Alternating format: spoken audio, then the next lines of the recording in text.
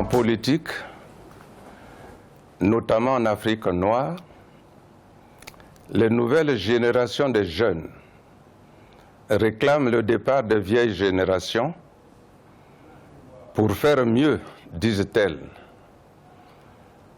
Ce n'est qu'un prétexte, car voyez-vous, dans la pratique, beaucoup demandent cela pour faire aussi mal, sinon pire, que ceux à qui il ou elle demande de partir. En effet,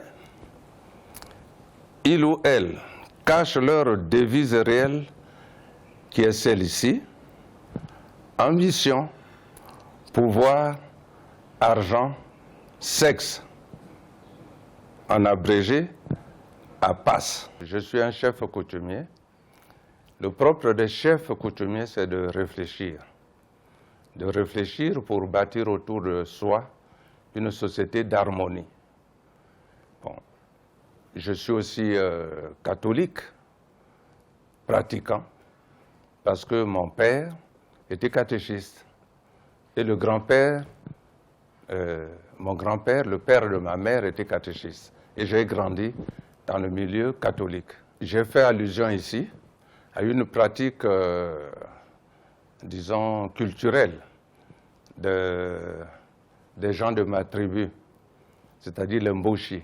On m'a dit aussi que c'est peut-être Bantou, c'est-à-dire les jeunes gens de la même génération, hein, qui sont nés soit pendant la même année ou bien pendant la même saison. Ils avaient entre eux une attitude quelquefois incompréhensible. Le message, un peu le message de la recherche de l'harmonie. On peut avoir des contradictions, mais il faut chercher à dialoguer. Et lorsque vous venez au dialogue, il ne faut pas venir avec des idées déjà arrêtées pour les imposer aux autres. Il faut venir avec le fait que vous ne détenez pas la vérité absolue. La vérité aussi est dans la bouche ou dans la réflexion des autres. Donc, lorsque vous ne vous entendez pas, il faut vous asseoir, avoir la patience et l'humilité d'écouter les avis des autres, et puis aussi savoir se remettre en cause en disant « Ah oui, ce que j'ai entendu a certainement plus de pertinence que ce à quoi je pensais moi ». Et ce n'est que par cette méthode qu'on peut arriver justement à l'harmonie. Il s'intitule « Micmac démocratique en démocratie ». J'ai déjà un avant-projet de ça. Je peux peut-être vous montrer. Voilà, c'est ça.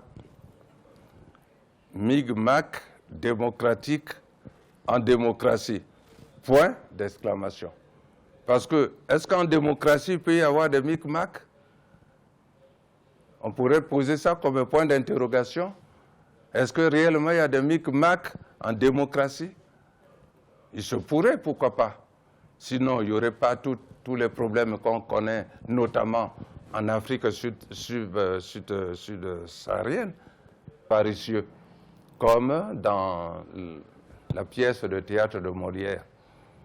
Donc, lorsque on parle des avares et des avaricieux, on ne désigne pas un tel, c'est lui l'avare, non.